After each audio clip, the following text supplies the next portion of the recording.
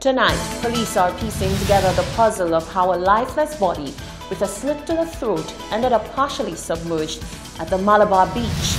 A masked man leaves a trail of blood on Saturday in the killing of a 27-year-old resident of Pave. And the fire service speaks after a man's charred and decomposing body is found 2 days after they responded to his house fire. After having extinguished the fire, we combed the structure especially to see if there is anything of interest, like a dead body or something. The last combing of the area, there was nothing found like a dead body. We have the details of these stories and more coming up. This is the Hot 7 Nightly News with Lovelace and Amy Joseph. Good night. It is Monday, the 22nd of July, 2019. Welcome to the Hot 7 TV Nightly News. We're on Flow Channel 117, also being simulcast on Kiss FM 105.5 and 105.9. You can also watch on our website. It's www.caribbeanhottv.com or on our free Caribbean Hot FM mobile app. By the way, we're also now on Facebook. I'm Lovely St. Amy Joseph. Thank you for joining us. The lifeless body of Augustine Plummer was discovered at Malabar Beach over the weekend. According to reports from police officials, the marks left on the body tell a gruesome story. Solange Alfred begins our reporting. The pristine waters of Malabar Beach were a stark contrast to the gruesome discovery made on Sunday, 21st July 2019. The police force has launched an immediate investigation into the events leading up to the sighting of the dead body of Augustine Plummer. Plummer was identified on Monday. Corporal Anne Joseph of the Royal St. Lucia Police Force Press Office gave the details surrounding the detection of the partially submerged body in the water. On Sunday, the 21st of July 2019, about 6:10 a.m., officers attached to the Criminal Investigations Department in Castries responded to a report of a suspicious death at Malibu Beach, Vidbutay, Castries. The lifeless body of Augustine Plummer, residing in Bizet but originally of Choiseul, was discovered with apparent marks of violence about his body. Joseph says Plummer's injuries, which allegedly included the slitting of his throat, demanded the matter be treated as a homicide. He was formally pronounced dead on the scene by a medical practitioner, and a post-mortem examination is scheduled for a later date. Due to the nature of the injuries, the matter is being treated as a homicide. Police are appealing to members of the public who may have information regarding the incident to contact the nearest police station or the crime hotline at 45-CRIME or 452-7463. Reporting for Hot 7 News, I am Solange Alfred. A masked man left behind a trail of blood on Saturday, the 20th of July, in the killing of Gino Joseph, a 27-year-old resident of Pave. Police reports indicate 4 males were also injured in the shooting, which occurred in a bar in the area. More in this report. An early morning bar shooting in the community of Pave has left 4 males injured and 1 dead. Dead is Gino Joseph, a 27-year-old resident of Pave. Press officer in the Royal St. Lucia Police Force, Corporal Anne Joseph, says the shooting was perpetrated by a masked individual who shot indiscriminately in the direction of the 4 patrons. Investigations are ongoing into the circumstances surrounding the death of 27-year-old Gino Joseph of Pave, Castries.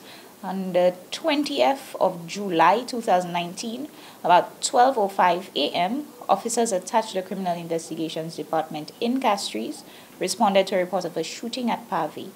A masked individual armed with a firearm allegedly entered a bar in Pave, and he discharged that firearm in the direction of 4 patrons.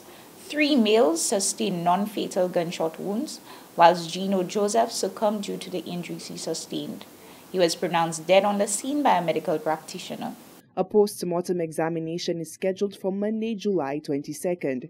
Anyone with information regarding this incident is asked to contact the nearest police station or the crime hotline at 452-7463. Reporting for Hot 7 News, I am Solange Alfred.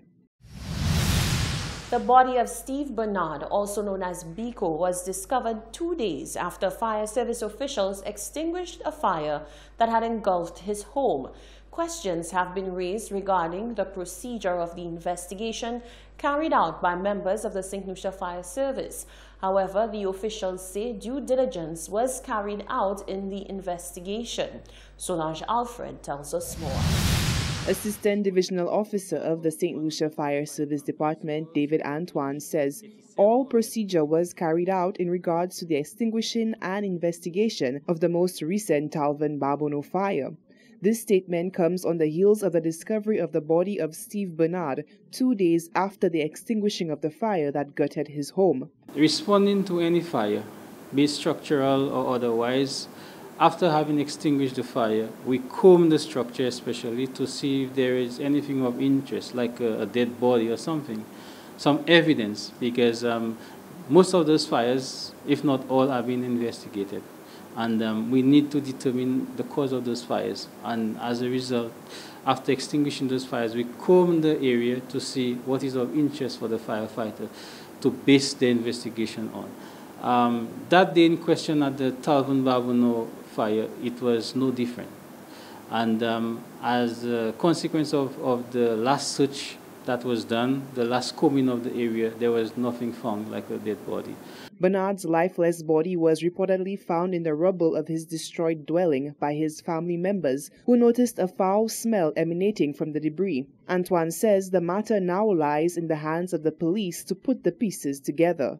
To date, we know that 2 days after a dead body was found, and that remains in the hands of police to make a determination as to the cause of death. But as it were now, we cannot really speak to the cause of that death because after the fire, nothing was found in the house like a dead body or any of that. Or there was not even a suspicion that there was any such thing burning. So right now, it is left to the police to make a determination as to the cause of death, and I think we take it from there. No official statement has been made by members of the Royal St. Lucia Police Force in regards to this mystery. Reporting for Hot 7 News, I am Solange Alfred. When does work end? For police officers, often the answer is never. In the case of 2 off-duty police officers, their weekend took a sharp turn when they realized a crime was being perpetrated in close proximity to them and decided to intervene. An exchange of gunfire ensued, resulting in one male sustaining a gunshot injury to the leg, whilst one officer sustained an injury to the stomach. Corporal Ann Joseph of the Press Relations Office gives us details surrounding the incident.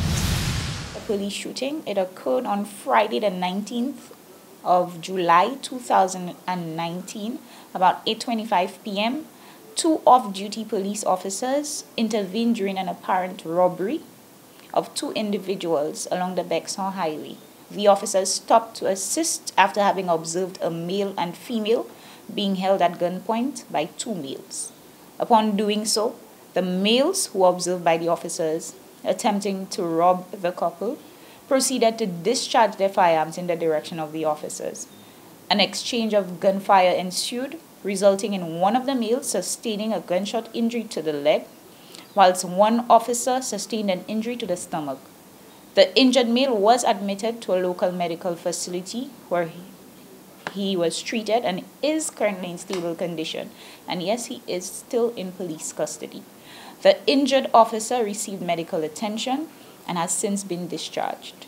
One 9mm firearm containing 6 rounds of ammunition was recovered by officers on the scene. The second male was able to flee the area and remains at large. Anyone with information regarding this incident is asked to call the Major Crime Unit at 456-3756 or the crime hotline at 45-CRIME. You're watching the Hot 7 Nightly News. Still to come, the fire service is reeling due to strain on its resources as a result of an upsurge in crime. Are market vendors having a change of heart? And Ras Ipa speaks after retaining his position as president of the Vendors Association. Stay with us. We'll be right back.